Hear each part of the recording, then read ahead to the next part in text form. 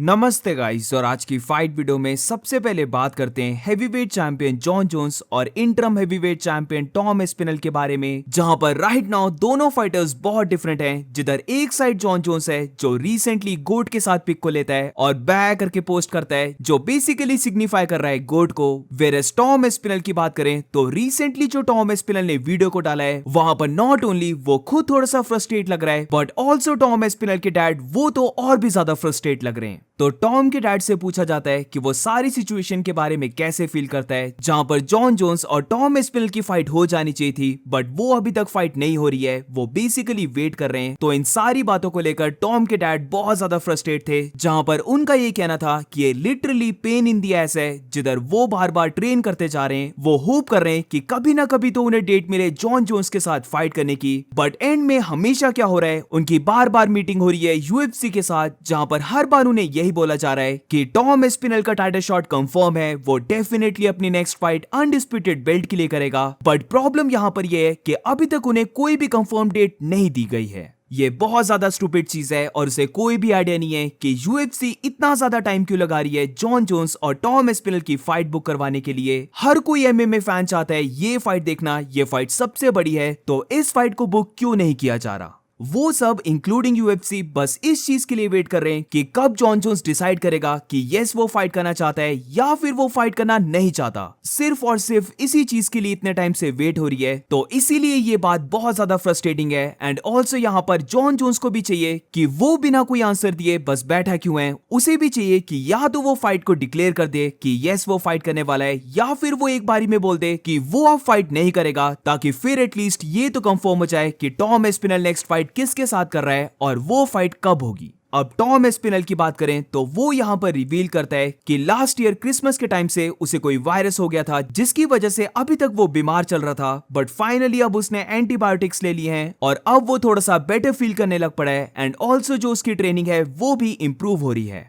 John Jones basically Tom Aspinall के prime years को खा रहा है, जहां पर यही मोमेंट है जिधर टॉम एस्पिनल को ज्यादा फाइट्स करनी चाहिए, बट अनफॉर्चुनेटली वो यहां पर फाइट कर ही नहीं पा रहा है। वेट करते करते जॉन जोन्स ने टॉम एस्पिनल को एक फुल टाइम यूट्यूबर बना देना है, और अब तो हमें यह भी पता चल रहा है कि बैठे बैठे ही टॉम एस्पिनल बीमार भी हो चला है। तो ये से पूरा सीन बहुत ज्यादा फ्रस्ट्रेटिंग है, और यहाँ पर मुझे लगता है कि यूएफसी की भी बहुत गलती है, जिधर वो जॉन जोन्स को अल्टीमेटम दे ही नहीं रहे हैं। अभी तक उन्हें चाहिए था कि वो जॉन जोन्स को अल्टीमेटम दे दें कि क्या वो फाइट करना चाहता है, तो फॉर एग्जांपल 1-2 मंथ्स में हमें कंफर्म बता दे, अगर नहीं करना चाहता तो अपनी बेल्ट को लीव करके रिटायर हो जाए। बस इतनी सी बात कंफर्म करनी है, बट इसके लिए 1 साल हो गया है और अभी तक इस फाइट की बस बात ही चल रही है। अब पर्सनली मुझे लगता है कि जॉन जोन्स फाइट करेगा टॉम के साथ और ये फाइट लेटर एंड में होगी, बट यहां पर मुझे लगता है कि जॉन जोन्स भी अपने दिमाग को लगा रहा है, जिधर वो जितना हो सके उतना ज्यादा इस फाइट को डिले करने की बात कर रहा है। वो ऐसे पोर्ट्रे कर रहा है कि वो इस फाइट की केयर भी नहीं करता, ताकि एक तो टॉम एस्पिनल बैठे बैठे ही रिंग रस्ट ले ले, और जब एट लास्ट उनकी फाइट भी बुक हो तो टॉम एस्पिनल इतना ज्यादा फ्रस्ट्रेट और इतना ज्यादा एंग्री हो जाए कि वो फाइट में पूरा रेकलेस आए, जहां पर वो स्टार्टिंग से ही अपने पंचेस को स्विंग करने की ट्राई कर रहा है जॉन जोन्स को नॉकआउट करने के लिए, और इस चीज के एडवांटेज जॉन जोन्स ले सके। ये हो सकता है, इसकी पॉसिबिलिटी काफी है, क्योंकि रिमेंबर गाइस जॉन जोन्स एक बहुत ज्यादा क्लेवर फाइटर है। तो ऐसा नहीं है कि जॉन जोन्स बस हाँ या फिर ना नहीं बोल रहा है, बल्कि वो भी डेफिनेटली अपने माइंड में बहुत बड़े प्लान को बना चुका होगा। वो ऑब्वियसली इतने टाइम से टॉम एस्पिनल को ही स्टडी कर रहा होगा कि वो कैसे फाइट करता है, उसकी स्ट्रेंथ क्या है, तो उसकी वीकनेस भी क्या है, इन सब के बारे में जॉन जोन्स भी स्टडी कर रहा होगा। तो मुझे लगता है ये पूरा सीन बहुत ज्यादा डीप है, but yes end of the day Dana White को चाहिए कि वो जॉन जोन्स को अल्टीमेटम दे दे, और मे बी जो फ्यूचर का गोट बन सकता है यानी कि टॉम एस्पिनल, उसके प्राइम ईयर्स को वेस्ट करना बंद कर दे। और moving on to the next update, तो ये अपडेट काफी एक्साइटिंग है, और मुझे लगता है कि बस हम यहाँ पर इसी अपडेट के बारे में बात करने वाले हैं, क्योंकि ये अपडेट है इयन मचाडो गैरी के बारे में। सबसे पहले रैंकिंग को देखते हैं, जहां पर कार्लोस प्रेटेस को बीट करने के बाद अब इयन गेरी नंबर 7 से नंबर 6 रैंक पे आ चुका है, और जिस फाइटर को उसने रैंक लिया है वो जॉकिन बकली है, जहां पर वॉकिन बकली पहले नंबर 6 पे था, बट अब वो आ चुका है नंबर 7 पे। और रही बात कार्लोस प्रेटेस की, तो उसकी रैंकिंग को कोई भी इफेक्ट नहीं हुआ है, जहां पर पहले भी वो नंबर 13 पे था और फाइट को लूज करने के बाद भी वो नंबर 13 रैंक पे है। अब इसी के साथ तुमने नोटिस किया होगा कि वॉकिन बकली और इयन गेरी के बीच अब एक प्रॉपर वाली राइवलरी बन चुकी है, जहां पर दोनों फाइटर्स एक दूसरे को ट्रैश कर रहे हैं, और वॉकिन बकली रियली चाहता है कि वो इयन गेरी के साथ फाइट करे। जैसे कि हमें पता है कि वॉक इन बकली की फाइट बुक हो चुकी है कमारू उस्मान के साथ, और इसीलिए बेस्ट ऑप्शन यही है कि वॉक इन बकली कमारू उस्मान को बीट करे और फिर जाकर इयन गैरी के साथ फाइट कर ले। वेरस दूसरी साइड अगर हम इयन गैरी को देखें तो ये चीज कंफर्म हो चुकी है कि वो UFC 315 का ऑफिशियल बैकअप बन चुका है, जहां पर main event fight welterweight champion Belal Muhammad या फिर जैक डेला मेडेलिना, इन दोनों में से कोई भी फाइटर इंजर्ड होता है तो वहां पर इयन गैरी एक बार फिर से स्टेप इन होके फाइट कर लेगा। अब एक चीज यहां पर इयन गैरी की माननी पड़ेगी, जिधर वो कोई भी फाइट से शायर राउंड नहीं करता है, और अगर हम उसके रिकॉर्ड को देखें तो इस पिक में तुम देख सकते हो कि उसकी लास्ट की 3 या फिर 4 फाइट सारी बुक हुई थी शॉर्ट नोटिस में। अब यहां पर वॉक इन बकली की फाइट कैंसिल होगी, बट उसके अलावा शाफकात की फाइट, कार्लोस प्रेटिस की फाइट और अब बिलाल मोहम्मद और जेडीएम का ऑफिशियल बैकअप रहना, इसे पता लगता है कि इयन गैरी एक सुपर एक्टिव फाइटर बनना चाहता है, और ये चीज हमेशा ठीक रहती है। बट अब आते हैं थोड़े से कॉम्प्लिकेटेड टॉपिक में, जहां पर इयन गैरी ने जो फेस ऑफ किया है उसका रिएक्शन देते हुए वॉक इन बकली एक वीडियो को लेके आता है, जिधर वो खुद को शो करता है और यही बोलता है कि इयन गैरी के वेन होने के बाद वो चाहता था कि वो गैरी को कन्फ्रंट करे, वो ऑलमोस्ट उसे करने भी वाला था, बट एकदम से इयन गैरी की वाइफ खड़ी हो जाती है, वो अपने चाइल्ड को आगे कर देती है, बेसिकली काइंड ऑफ एक शील्ड को बनाना, जहां पर वॉक इन बकली बताता है कि इयन गैरी को चाइल्ड देने के बाद उसकी वाइफ टर्न अराउंड होती है, उसके एल्बो को टच करती है और बोलती है I am gonna see you tonight.